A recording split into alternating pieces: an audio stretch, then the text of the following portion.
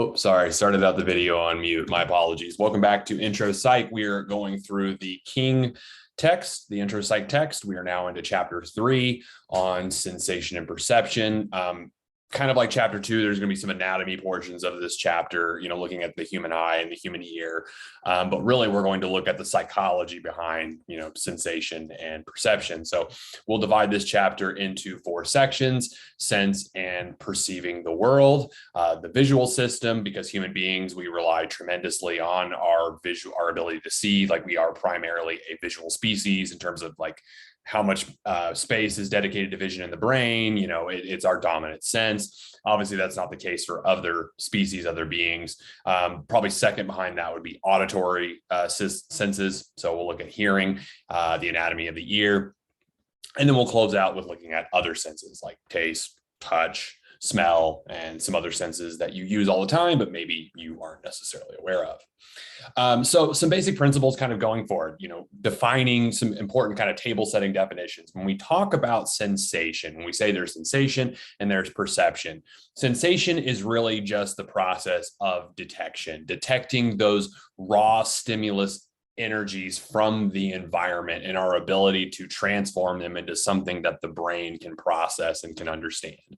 So conversely, sensation is detection. Perception is how we organize or interpret that information. So we do so in a way that makes sense to us. I'm trying not to use that word sense, obviously, when describing sensation and perception, but to some extent, there is no way around it. But, so for example, in this picture here, you go to maybe smell flowers or a plant, and drawing in that mechanical energy of the smell, the chemical energy of the smell itself, traveling to your nose, that sensation, perceiving, what it is you're smelling. Okay, I'm smelling a rose. Okay, I'm smelling this plant and it smells sweet and it smells good and it brings up these certain memories. That's the act of perception. So sensation is more of a physical act, and perception is more of a psychological act, but these two things are happening almost seamlessly. So they're two sides of the same coin. So our brain is what allows us to give meaning to sensation through our abilities to perceive. So, and another way of looking at this is we process sensory information in one of 2 ways. We have a bottom-up processing. We have bottom-up versus top-down processing.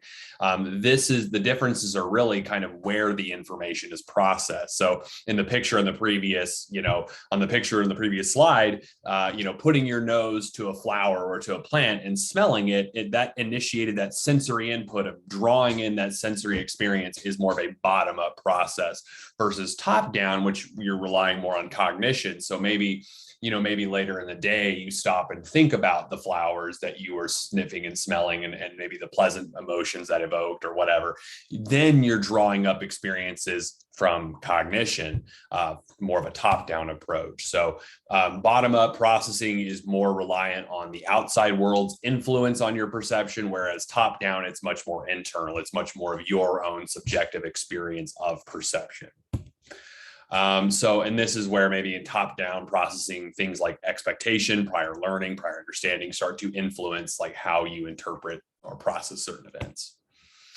And this is a unifying process. It allows us, it's a form of adaptation that has obviously allowed us to survive, increases the likelihood of survival of our species. Here is another example of top-down and bottom-up processing. Let's say the first time you ever hear a song, like maybe you're on Spotify and you got a playlist going and a song comes on that you've never heard before.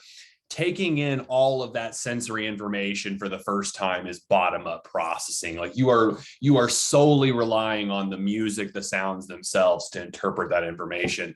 But let's say after a few times of hearing it, you like the song, and maybe even now you can sing along to the words or any other way. You could literally think about that song and hear it maybe in your mind without actually hearing the physical song itself. That's when it becomes top-down processing. So a lot of times when we encounter novel stimuli, we might use more bottom-up processing, but as we become more accustomed, more familiar, have more exposure, we might rely on top-down processing. So sensation, we have sensory receptors all throughout our body. We have receptors for vision, for hearing, for touch, for smell, for taste. These are just neurons that are specialized to fire when they detect and transmit sensory information to the brain. So basically, these are specialized neurons. If you go back to last chapter and think about neurons, these are just specialized. They allow the brain to send signals via these very distinct neural pathways that allow us to detect and also interpret sensory information.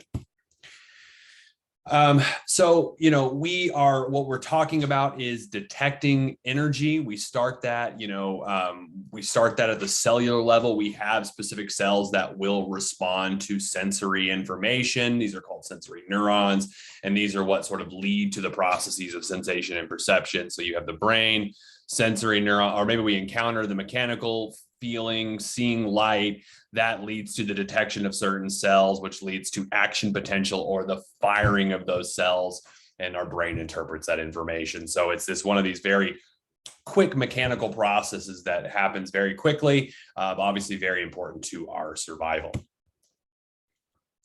So, we detect energy. One of the ways we do so is through light. We have photoreception, our ability to see. We translate that information, light wave energy, into the things that we perceive as sight. We also have mechanicoreception. This is more for touch. This is when you feel like pressure, vibration, movement, things like that. We also experience this during hearing because we're talking about, mechanicoreception of the different parts of our ears, the physical movement of our ears, those waves traveling, creating that sense of hearing. And you have chemoreception, and this is more for like chemical stimuli, things that we perceive as taste and as smell. So these different receptors are activating specific neurons for these different, experiences of sensation and perception.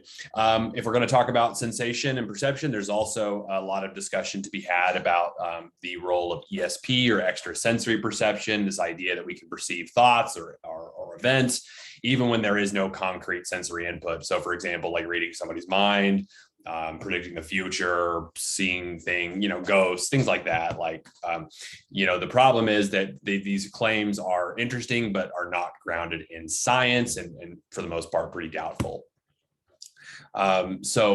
It just leaves a lot of question. What types of energy encodes that kind of information? What receptors is the information received?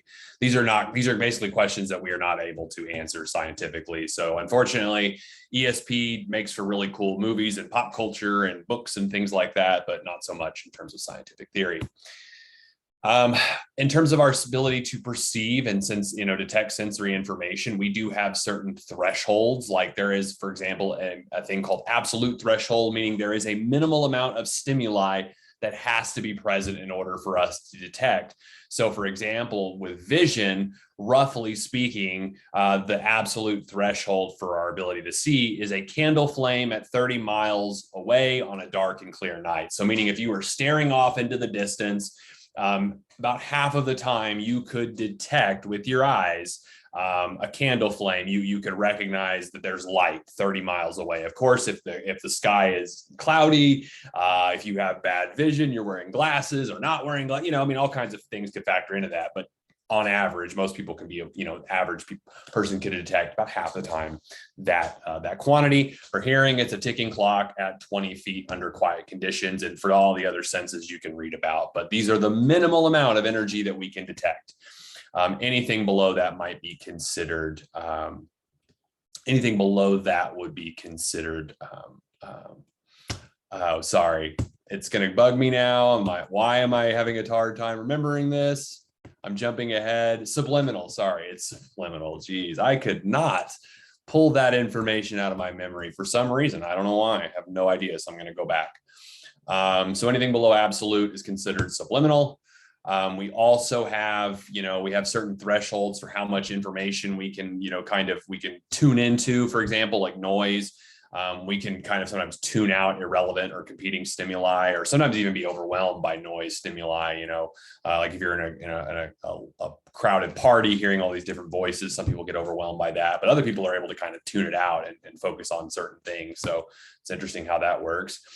We also have a difference threshold in terms of being able to notice the difference between two different stimuli. So For example, if you're going to like Home Depot and you're picking out paint to paint a room in your house or paint your entire house, whatever you want to do, in order to tell the difference between two shades of blue or two shades of white or any color for that matter, there has to be a certain amount of difference in order to tell.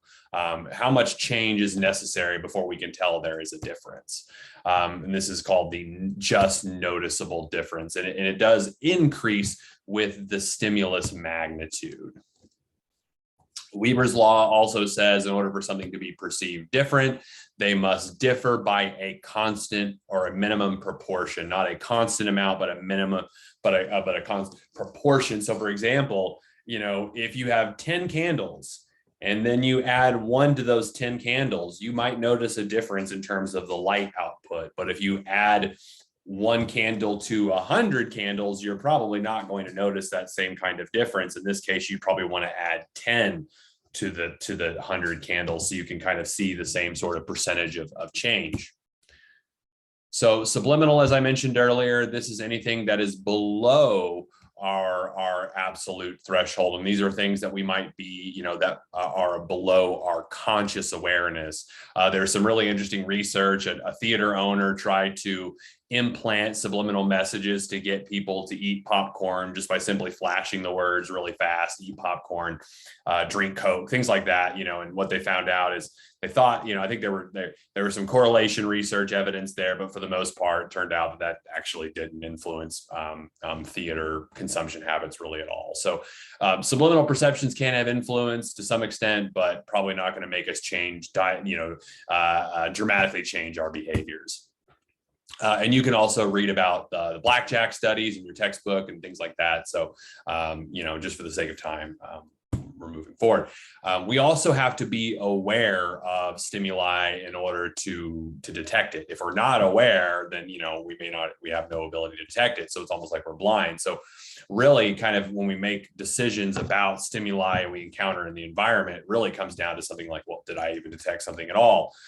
We need to acquire information about whether or not the stimuli is present. So we might have certain criteria for that, motives for making our judgments, but we make decisions. For example, if a signal is present and we recognize that we see it, correct, we have a correct hit. That's great. Signal is present. If we don't see it, it's a miss. We made a mistake. The signal is absent, but we still see it, it's more of like a false alarm. This is like taking your umbrella out, even though there's no rain. It's like, oh, well, false alarm. I don't need the umbrella after all.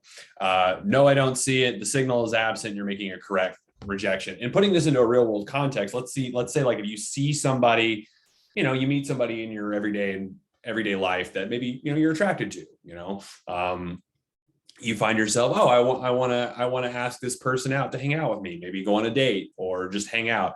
But I don't know if they're interested in me. And so if the signal is present, like they are interested in you and you identify it and go, oh, hey, would you like to hang out? Can I have your phone number? Can I have your, your Instagram handle, whatever, you're correct. You make the right decision. If the signal is present, they are flirting with you or interested in you, but you don't see it, you don't pick up on it. It's a mistake. You missed this opportunity to get that person's number or to make a connection. Or let's say the signal is absent. They're really just being friendly to you, but you think they're flirting and you say, hey, let's hang out this weekend, and they reject you. That's a false alarm. But let's say, last quadrant, the signal is absent. You don't see it, you decide, oh, they're clearly not interested in me. Like maybe they already have a boyfriend, girlfriend, partner. Maybe they're just not interested in dating right now, whatever. So I'm not going to ask them out. No big deal. So this is just a real world scenario potentially where something like this happens. But if we're just not aware of it, we may not see that opportunity, and we just can't. But this is kind of the sweet spot. Signal's present, we see it, make the correct decision.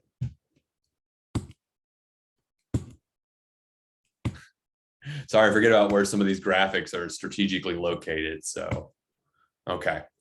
Things that might affect your perception. One, your attention. If you are not paying attention to something, then you just cannot perceive it. This is one of the big reasons why it is dangerous and it is not a good idea to use your cell phone while you're driving.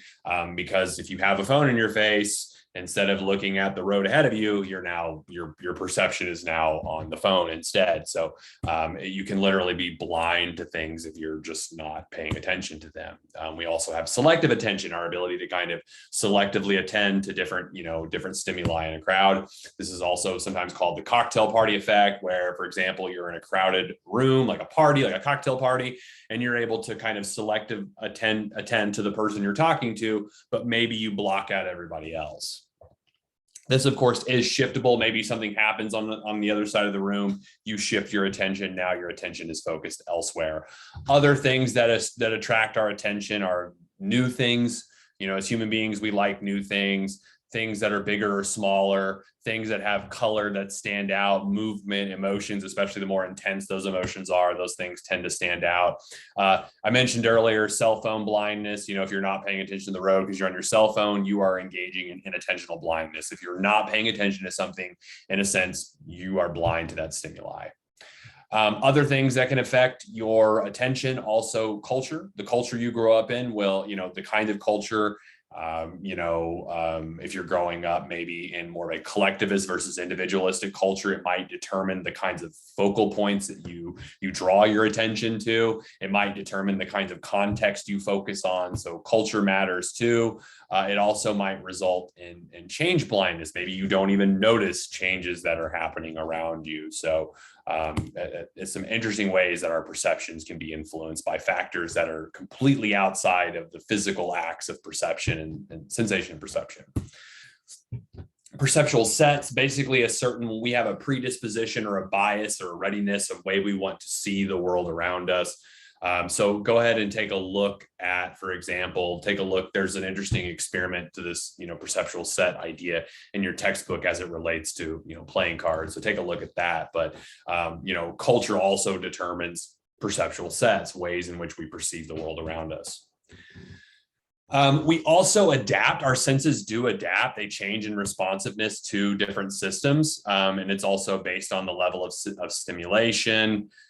For example, being in a darkened room, bright outdoors, things like that. So for example, like when you go to a movie theater, I know a lot of us maybe aren't watching movies in person like we used to, but still a lot of people go to movies.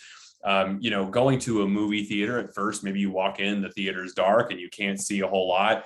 And maybe it's really difficult to even, find where you need to go. But after a while, you sit in the theater for a few minutes, your eyes eventually adjust. They adapt to your surroundings. So now, you can move better in the dark, you can see better, and you don't quite feel as lost as you maybe did 10 minutes ago. So now we've kind of set the table for sensation and perception. Now let's get into the nitty gritty of some senses. Like I said earlier, the human brain is primarily designed for vision. Designed is lack of a better term. I don't mean designed in that sense, but it's built for visualization. Obviously people get along just fine without their sense of vision, but predominantly speaking, humans are a visual species. And we process visual information from our brain, from our sense organs, and vision really is just the interpretation of the visual information that our eyes gather. You remember from chapter 2, the occipital lobe in the back of the skull, in the back of our brain, that's what we use to process visual information. Your eyes really are just there to gather raw sensory information. Your occipital lobe is what actually perceives that information. So, it's really your ability to detect visual information is reliant upon your sensitivity of your eyes to be able to tell the differences between light. So when we talk about light, we're talking about energy that travels in wave form, and we can measure that wave in terms of the wavelength, the distance between the peaks. These are the peaks here. We also measure it in terms of, and this determines the perception of hue or of color. Some wavelengths are beyond our human perception. We only see a limited amount of the wavelength, the visible wavelength spectrum. We only see so much. We also measure vision in terms of its amplitude, the peak of the waves or the height of the waves, and this determines the brightness. So the measurement from the top of the wave to the bottom of the wave determines things like brightness. We also have purity of the color is in relation to the mixture of the wavelengths, and this is how we perceive saturation. Is it saturated deeply with blue, or is it maybe just kind of a light shade of blue? And this is what we can perceive with our human eyes, but there is a lot more to the kind of the electromagnetic spectrum that is beyond just the visible light that we can see with our eyes. So we don't, for example, we don't see the waves for radar and infrared and X-rays and things like that. But those physical qualities of the waves themselves determine color. So for example, light waves of greater amplitude, like more frequent waves, meaning we're more likely to see it as brighter. Light waves of smaller amplitude tend to make dimmer light. That's how we perceive light that is considered dim. And so this is kind of the light, normally we see the color wheel, but this is a more nuanced understanding of it. So for example, like not only do you have reds and yellows, but you have some things that are in between, some yellow reds, some red purples. So it's really showing how not only the different colors that we can perceive, but how they mix together as well. The structure of the eye, this is the physical structure of the eye itself. We have the retina. This goes around the eye, keeps us safe. The retina, or excuse me, that's the cornea, excuse me. The retina is where we keep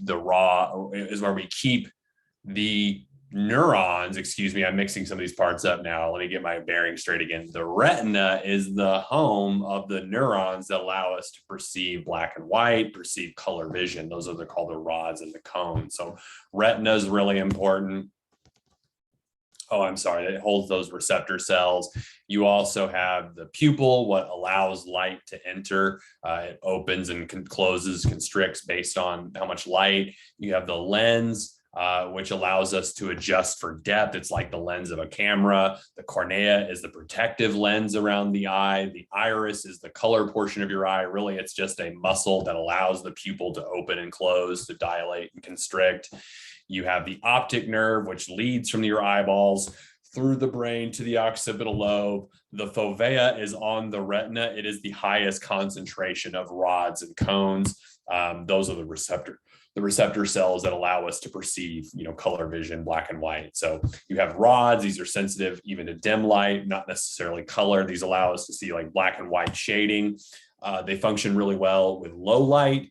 We have about 120 million rods. The cones, on the other hand, are what allow us to perceive color vision, and they operate better when there is more light, for example. So human beings, like we can see in the dark to some extent, but we need a little bit of light to see that, whereas other animals don't necessarily. There are other animals that don't rely as tremendously on light as we do. So the fovea, remember, is populated with cones only. I think I made a mistake. I said rods and cones. I should have said cones. That's my fault. I just mixed that up. And this is extremely important for most visual tasks because we primarily, we're a visual species. So obviously anything related to vision is quite important. You have ganglion cells that collect the light, that light waves, that information. They're passing it along to these bipolar cells, which relay the information through the optic nerve back to the occipital lobe, and it spits something out that we perceive as vision. There is actually a blind spot in the human eye where there are no nerves at this point, this blind spot. And I think your textbook has a demonstration where you can actually see the blind. I say you can see the blind spot. So take a look at that as you're reading through the King textbook. So rods and cones, just another kind of visual and also description. I'm not going to spend too much time. We see rods are not on the fovea, cones, but they're scattered throughout the fovea and outside the fovea. So, and we process visual information bilaterally, meaning things that happen on the left visual hemisphere are processed on the right side of the brain and vice versa. And the thalamus is the relay station that processes that raw sensory information. So the retina relays that raw sensory information through the optic nerve, down the optic chasm, to the thalamus, to the visual cortex, aka the occipital lobe, and the occipital lobe relays that information back. So left visual information processed on the right visual information is processed on the left. This is called bilateral symmetry. We have neurons that specifically detect certain features about the visual world. They are highly specialized as part of the visual cortex. They're able to respond to things like the size of an object, its shape, it's color, it's movement, or some combination. And luckily, we are able to process that information simultaneously. Like, so for example, if you were to step outside in a moment after watching this lecture and you see a car coming towards you, your brain is able to process the size of the car, the shape of the car, the color, the movement as it's coming towards you down the street, all at once. Think about, like, if you had to process all that information separately, like, you might still be standing there as a car is coming towards you and it could hurt you, but the fact that you're able to see, oh, that's a very large object that looks like a truck and it's traveling, over the speed limit, and I need to step out of the way. I need to get out of the road. That's very important for our ability to survive. So we also learned some, pretty interesting stuff that the brain can actually learn areas of perception based on depriving the brain of sensory information. We're also able, as human beings, we're consciously not able to process, or we're not able to multitask, but the brain is actually pretty good at processing multiple things parallel, like, about raw sensory information. When it comes to color vision, there are different theories of color vision that kind of help explain, like, why we see things color the way it is. For one example is called trichromatic theory, which says, hey, those cones we talked about a few slides ago, there are 3 different kinds of receptors. We have a receptor for green, for blue, and red, and how those cones fire in a unique combination is what gives the rise of certain colors. And it explains, for example, being colorblind, why some people, when they're colorblind, they're able to perceive some colors and not others. And so some people are monochromatic, dichromatic, and so some people can only see, shades of green, some can see greens and blues. Men tend to be more colorblind than women. Another theory used to explain is, we have the opponent process theory, which is used to explain phenomena like after images. Like, sometimes if you stare at an object long enough, close your eyes, you might have that image sort of burned into your retina for a moment. And sometimes that happens in a way where the colors are complementary, meaning you see the opposite color.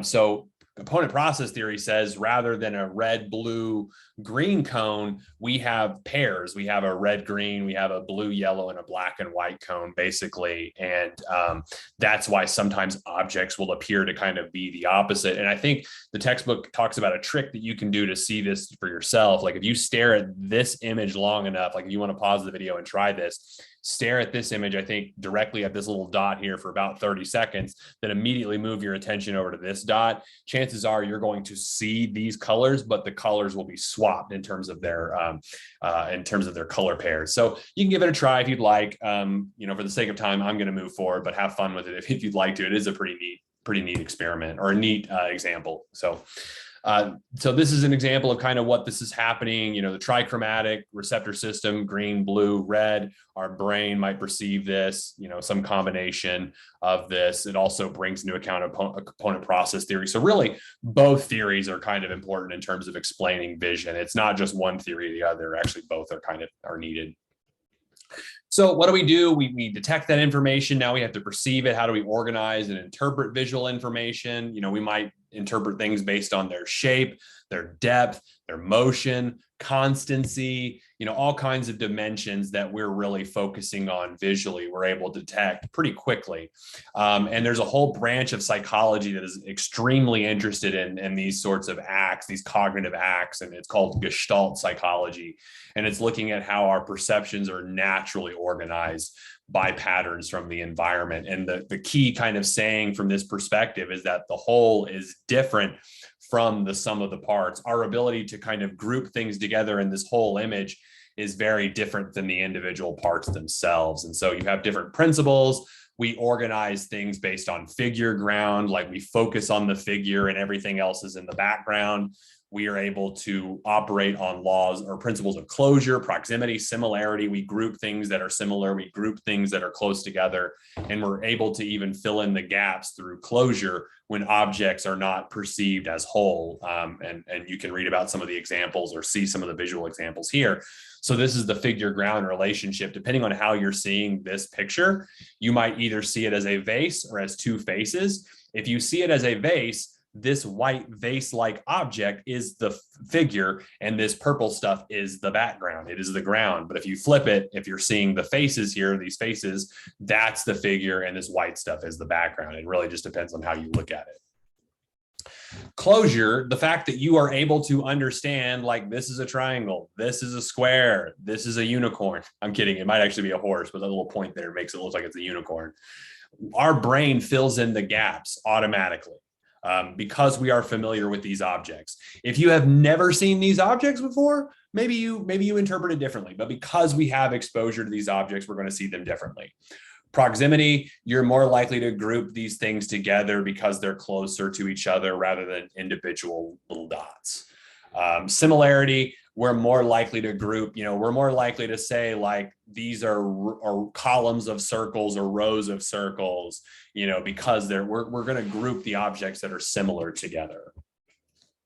Our brain can also perceive depth, which means we're able to construct a perception of 3 dimension, even when we see only 2 dimensions on the retina. The brain is smart enough to perceive depth.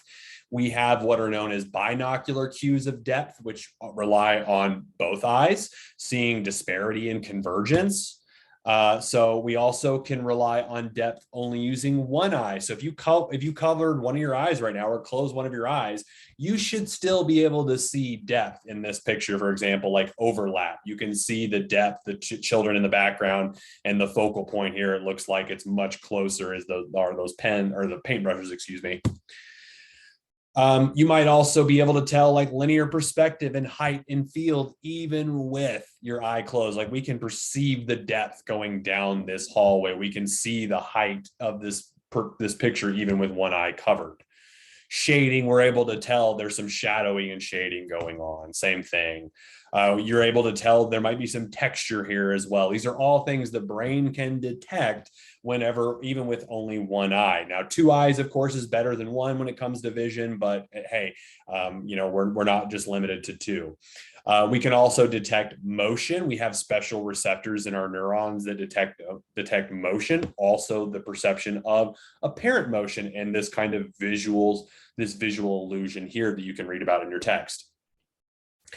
We also are able to detect constancies. We can recognize that even though they might change in terms of our vantage point or the way we're looking at them, the physical objects themselves do not change. Like, just because the picture, she goes from looking at you directly to more of a profile, we know nothing about her has changed.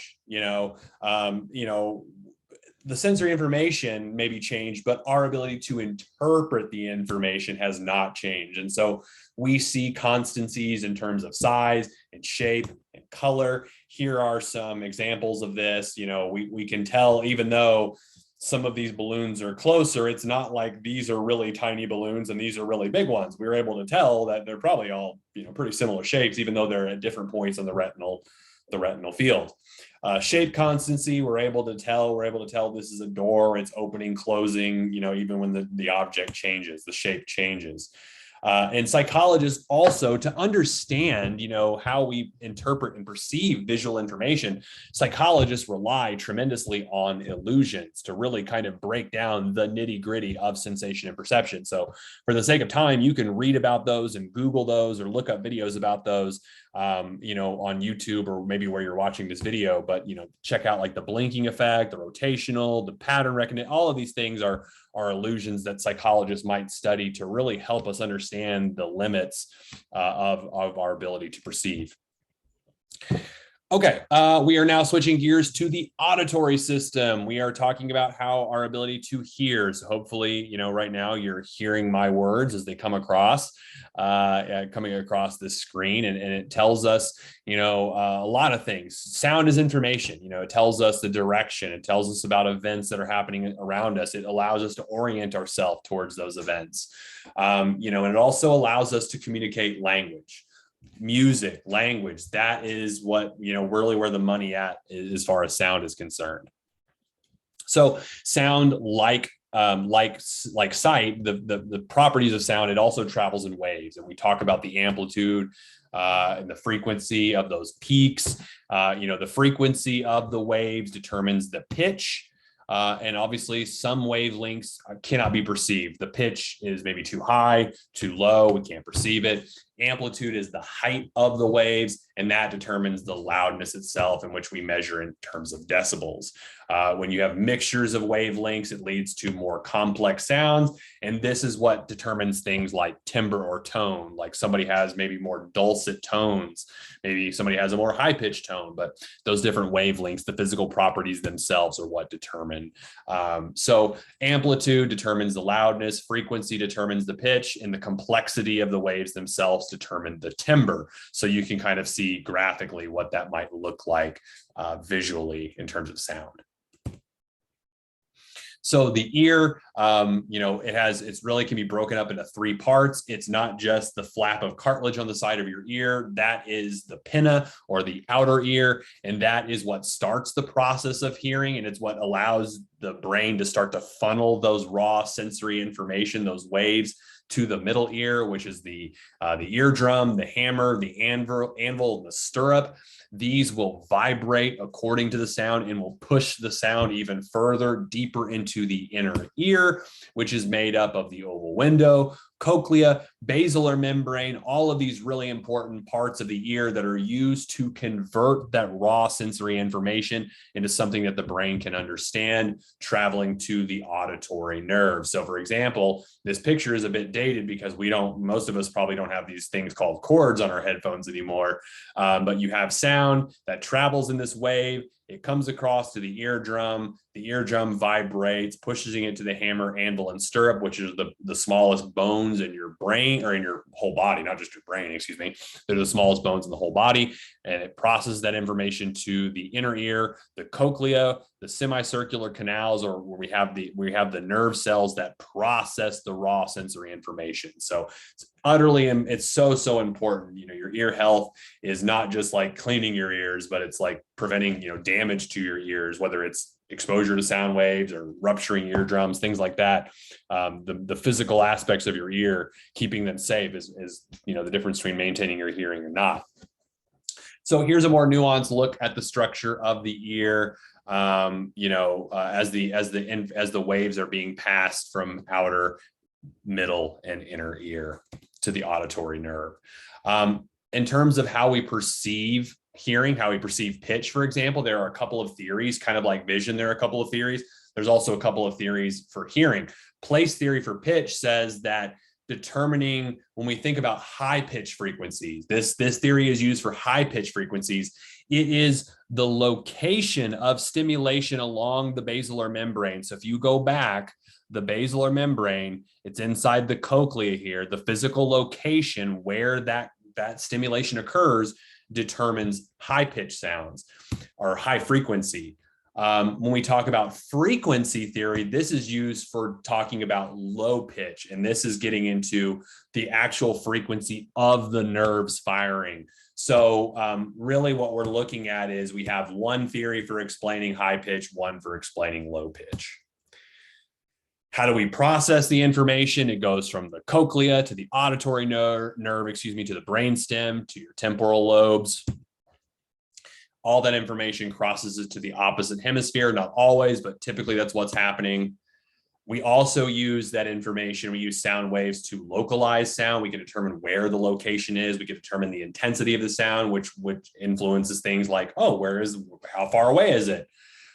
We also have a sound shadow. For example, if information is coming to the left side, there is a bit of a shadow, the physical side of your head. Like it may take, the sound waves may take longer to get to the right side if it's traveling left, because it has to literally go around your head.